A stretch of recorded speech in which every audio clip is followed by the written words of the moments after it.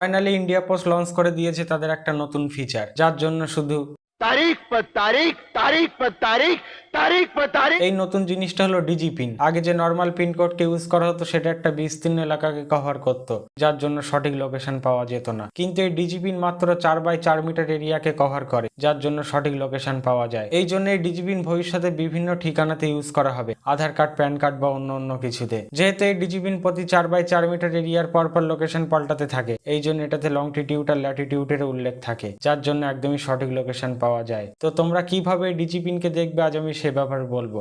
চলো শুরু করা যাক। এর জন্য তোমরা সবার প্রথমে চলে আসবে গুগলে, তারপর সার্চ করবে নো ইয়োর ডিজি পিন।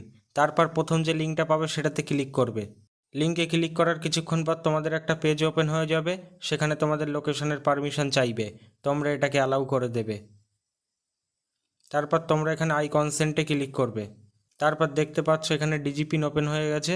তোমরা যে লোকেশনের ডিজি পিন দেখতে চাও সেই লোকেশনকে সিলেক্ট করবে, তাহলে তোমাদের এখানে ডিজি পিন দেখিয়ে দেবে। এই যে আমি বিভিন্ন লোকেশনের ডিজি পিন সিলেক্ট করছি, দেখো প্রত্যেকটা লোকেশনের ডিজি পিন দেখাচ্ছে। তারপর তোমরা তলায় গিয়ে এখানে কিউআর কোডও দেখতে পারবে ডিজি পিনের।